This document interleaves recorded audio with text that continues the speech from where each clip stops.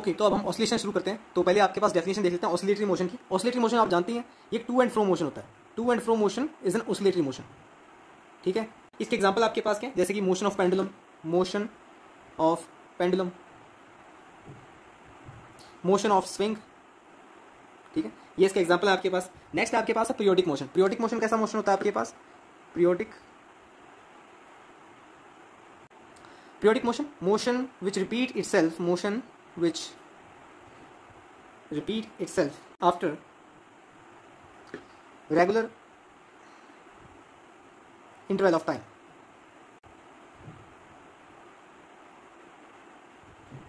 इसका एग्जांपल आपके पास क्या है? Motion of the earth around the sun, motion of the satellite. ठीक है, तो ये इसके अंदर एग्जांपल होगा अर्थ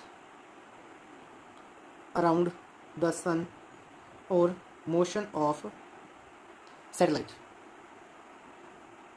ठीक है, अच्छा, इसके अंदर आप एक नोट कीजिए। नोट आपके पास है, every periodic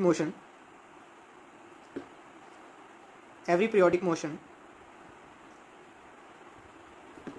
is not oscillatory motion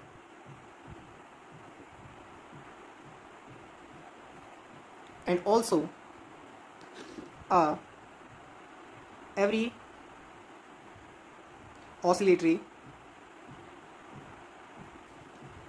is not periodic। ठीक है, तो ओके, तो नोट इस पे आपके पास क्या है? Every periodic motion is not oscillatory motion and also every oscillatory is not periodic. ठीक है, जैसे कि आप देख सकते हैं ना, पीरियोडिक मोशन आपके पास अर्थ अराउंड द सन, ये आपके पास पीरियोडिक मोशन तो है, पर ये ऑसिलेटरी मोशन नहीं है। टू एंड फ्रो मोशन थोड़ी ना हो रहा है। And also every oscillatory is not periodic. Okay, अब नेक्स्ट आपके पास चलते हैं। नेक्स्ट आपको सुनने को मिलेगा मीन पोजीशन। ठीक है, तो मीन पोजीशन की डेफिनेशन आपके पास क्या है? Position where net force is zero. ठीक है, position where net force is zero, this is mean position. Okay, अब आगे बात करते हैं condition of oscillation. Condition of oscillation, तो कंडीशन ऑफ ऑसिलेशन आपके पास क्या है? देखिए, आप कोई भी फोर्स लगाते हैं, उसके एक विपरीत रिस्टोरिंग फोर्स लगता है, जो कि उसे बैक वहीं उसी फॉर्म में लेकर आता है। तो restoring force is directly proportional to -x to the power n। ये आपके पास ऑसिलेशन की कंडीशन है। ठीक है, देखिए यहाँ पर मैं प्रोपोर्शनलिटी का साइन हटाऊं तो equals to k minus k x की पावर n, जहां पर कि k आपके पास क्या है? फोर्स कांस्टेंट है। k here is force constant. Okay, अब देखिए, अगर आपके पास n इवन होता है, तो आपके पास वो ऑसिलेटरी नहीं होगा, नॉट ऑसिलेटरी।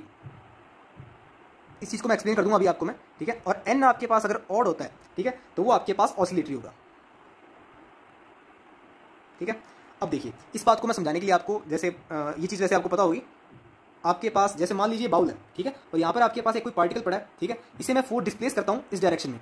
अगर मैं इसे इस डायरेक्शन में डिस्प्लेस करता हूँ तो एक रीस्टोरिंग फोर्स जनरेट होगा और इसे वापस से यहाँ पर ले आएगा। ठीक है, अगर मैं इसे इस डायरेक्शन में डिस्प्लेस करता हूँ तो आपके पास यहाँ से एक रीस्टोरिंग फोर्स जनरेट होगा, तो और इसे यहाँ पर ले आएगा वापस से। ठीक है, इसके मास की वजह से रीस्टोरिंग फोर्स जनरेट होगा। ठीक है, अब देखिए, ये ऐसा जो आपके पास अरेंजमेंट है, जो इक्विलिब्रियम इसमें बना हुआ है, उसे हम कहते हैं स्टेबल इक्विलिब्रियम। तो ये आपके पास स्टेबल इक्विलिब्रियम है। ठीक है, एक आप ये कंडीशन देखिए। ठीक है, इस कंडीशन में आपके पास क्या है? ये पार्टिकल यहाँ पर पड़ा है, इसमें आप इसे अगर इधर इस डायरेक्शन में डिस्प्लेस करते हैं तो फोर्स भी इसी डायरेक्शन में लगता है। ठीक है, और अगर आप इसे इस डायरेक्शन में डिस्प्लेस करते हैं तो फोर्स वापस से इसी डायरेक्शन में लगता है और ये इस डायरेक्शन में मूव करने लगता है। और ऐसा आपके पास जो इक्विलिब्रियम है आपके पास, ये एक अनस्टेबल इक्विलिब्रियम है। ठीक है, ये एक अनस्टेबल इक्विलिब्रियम है। ओके, अब देखिए, तो यहाँ पर जब भी आपके पास SHM होगा तो हमें कौन सा आपके पास इक्विलिब्रियम चाहिए होगा? स्टेबल इक्विलिब्रियम चाहिए होगा। देखिए, मैं लिख देता हूँ यहाँ पर, for SHM we need stable equilibrium. ठीक है, ये बात आप ध्यान रखिएगा। अब देखिए, इस चीज को समझाता हूं मैं। अब आपके पास, अब मैं आपको ये बात बताता हूं कि आपके पास इवन और ऑड वाला लिखा था मैंने। ठीक है, तो अब मैं x की पावर n आपके पास पहले इवन ले लेता हूं, तो f is minus k x square. ठीक है, तो मैंने इवन ले लिया है और मैं कह रहा हूं कि नॉट ऑसिलेटरी होगा। ये आपके पास नॉट ऑसिलेटरी क्यों होगा, आइए बता देखते हैं आपके पास इसके अंदर। अब देखिए, x अगर आपके पास यहाँ पर पॉजिटिव है, ठीक है, x यहाँ पर पॉजिटिव है, तो f आपके पास क्या होगा? नेगेटिव होगा। ठीक है, x यहाँ पर आपके पास नेगेटिव है, तो f यहाँ पर आपके पास क्या होगा? वापस से नेगेटिव होगा। तो आपके पास ये क्या कोई ऑसिलेटरी मोशन शो कर रहा है इसके अंदर? ऑसिलेटरी मोशन तो है ही नहीं है इसके अंदर, ये एक तरफ फोर्स शो कर रहा है। नेक्स्ट आप इसके अंदर देखें, f is equal to minus k x cube. K x cube में देखें, x अगर आप पॉजिटिव लेते हैं, x अगर पॉजिटिव लेते हैं तो फोर्स आपके पास क्या होगा? पॉजिटिव लेते हैं तो आपके पास ये नेगेटिव, और अगर आप x नेगेटिव लेते हैं तो फोर्स आपके पास पॉजिटिव। देखिए, ये आपके पास नेगेटिव और पॉजिटिव दो साइड में फोर्सेज लग रहे हैं। ठीक है, तो ये आपके पास ऑसिलेटरी मोशन है। ठीक है, तो इसलिए ये चीज़ कही जा रही थी। तो फॉर SHM हमें स्टेबल इक्विलिब्रियम चाहिए, मतलब कि आपके पास ये कंडीशन सेटिस्फाई होनी चाहिए और हमें SHM के लिए स्टेबल इक्विलिब्रियम चाहिए। ओके, तो आपके पास ये रीस्टोरिंग फोर्स जो था FR इजिकल्स to minus k x की पावर है। ठीक है, अब आपके पास ये तो हमने देख लिया कि आपके पास अगर n इवन होगा तो आपके पास वो ऑसिलेटरी नहीं होगा और n ऑड होगा तो आपके पास वो ऑसिलेटरी होगा। ठीक है, अब आपके पास ऑसिलेटरी में एक स्पेशल केस आपके पास क्या होता है, जब n आपके पास 1 होता है, 1 भी तो आपके पास ऑड ही है। ठीक है, तो ऑसिलेटरी में आपके पास जब n इक्वल्स टू 1 पर आपके पास SHM होता है, सिंपल हार्मोनिक मोशन आपको देखने को मिलेगा। ठीक है, means at f equals to minus k x. ठीक है, यहाँ पर तो यहाँ पर आपके पास a कितना आएगा माइनस के बाई एम एक्स। ठीक है, और x यहाँ पर क्या है, x is displacement from mean position, x is equals to displacement from mean position. ठीक है, और a को मैं क्या लिख सकता हूँ, अब इसको और थोड़ा सा और मॉडिफाई करके आप ले सकते हैं माइनस ओमेगा स्क्वायर एक्स, और ओमेगा आपके पास क्या है, ओमेगा यहाँ पर अंडर के बाई एम। ठीक है, ऐसा लिखा जा सकता है इसे। और अगर वेलोसिटी के टर्म्स में देखें हमें v is equals to omega under a square minus x square. ठीक है, इसका आप डेरिवेशन चाहते हैं तो डेरिवेशन भी कर लेंगे हम इसका। ठीक है, वेलोसिटी के टर्म्स में ये, तो एक्सेलरेशन के टर्म्स में ये, फोर्स की टर्म्स में ये आपके पास। ओके, इसी से हम यहाँ पर डिस्प्लेसमेंट की इक्वेशन निकाल लेंगे, x is equals to a sine omega t, ये होगी। ठीक है, तो ये चीजें आप ध्यान रखेंगे, force, acceleration, velocity and displacement. Okay, तो आपके पास x is equals to a sine omega t, या फिर आपको ये इस फॉर्म में भी देखने को मिल सकता है A sine omega t plus phi, अक्सर कार आपको न्यूमेरिकल्स में। तो यहाँ पर आपके पास ये ओमेगा टी प्लस फाई तो आपके पास क्या है, ये आपके पास फेज है। ठीक है, ये बात ध्यान से सुनिएगा, ओमेगा टी प्लस फाई तो आपके पास फेज है, और फाई आपके पास क्या है, फाई आपके पास, फाई आपको ये बताता है, it tells us from where the SHM initially starts, tells us from where SHM initially starts. Okay, तो अभी तक हमने ये 4 चीजें देख ली हैं, फोर्स, एक्सेलरेशन, एक्सेलरेशन यहाँ पर भी हो गया आपके पास, वेलोसिटी और डिस्प्लेसमेंट। ठीक है, इसमें आगे हम देखते हैं,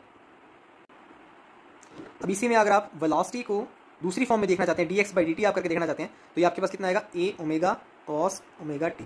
ठीक है, और ऐसे ही आप एक्सेलरेशन की बात करें तो ये आपके पास dv बाई dt, तो ये आपके पास कितना आएगा minus a omega square sine omega T, मतलब कि आप ऐसे क्या लिख सकते हैं, minus a omega square x, मतलब कि ओमेगा स्क्वायर एक्स। ठीक है, ओमेगा स्क्वायर एक्स लिखा जा सकता है ऐसे। ठीक है, यहाँ से सब्स्टिट्यूट किया मैंने इसे। Okay, means a equals to minus omega square x. ठीक है, तो ये 6 पॉइंट थे आपके पास इसके अंदर। ठीक है, और आगे बात करते हैं इसके अंदर। अब आप इसके अंदर ये चीज़ देखिए, ये आपके पास एक्सट्रीम पोजीशंस हैं, ये आपके पास मीन पोजीशंस हैं, ये आपके पास एक्सट्रीम पोजीशन। ठीक है, अब आपके पास ये आपके पास एट एक्स इक्वल्स टू 0, और यहाँ पर आपके पास at x equals to a and this is at x equals to a।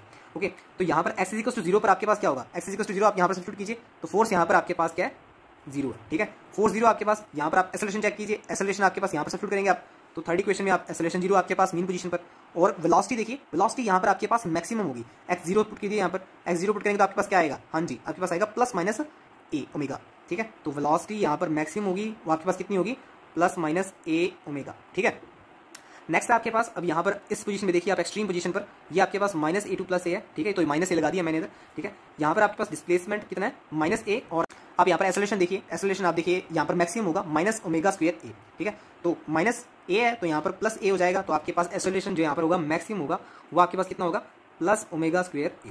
ठीक है, वेलोसिटी के बारे में बात की जाए तो वेलोसिटी यहाँ पर आप सब्स्टिट्यूट करेंगे तो अगर minus a x is equals to minus a, तो यहाँ पर आपके पास a square minus a square, तो ये आपके पास वेलोसिटी मिनिमम आएगी, यहाँ पर वेलोसिटी मिनिमम आपके पास 0। ठीक है, ऐसे ही आपको इस साइड देखने को मिलेगा, यहाँ पर आपके पास एक्सेलरेशन मैक्सिमम, ठीक है, कितनी होगी एक्सेलरेशन मैक्सिमम आपके पास, अब देखिए x is equals to a substitute कीजिए यहाँ पर, तो माइनस ओमेगा स्क्वायर a।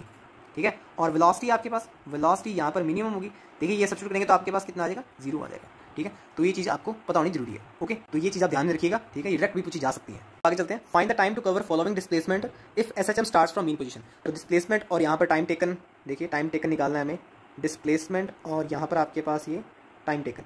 ठीक है, ठीक है, पहला आपके पास डिस्प्लेसमेंट है a/2, दूसरा आपके पास a/√2, और फिर आपके पास √3 a/2 और आपके पास a। तो बताना है कितना आपके पास टाइम लगेगा। तो सिंपल आपके पास, आप जानते हैं ना आपके पास इसके अंदर इक्वेशन कितनी है, x equals to a sine omega t. ठीक है, डिस्प्लेसमेंट आपके पास कितना हुआ है, a/2 a sine omega T, तो आपके पास कितने एंगल पर ये हाफ होता है, तो ओमेगा टी आपके पास यहाँ पर कितना आ जाएगा, π/6। तो यहाँ से आप टाइम निकाल सकते हैं इजीली।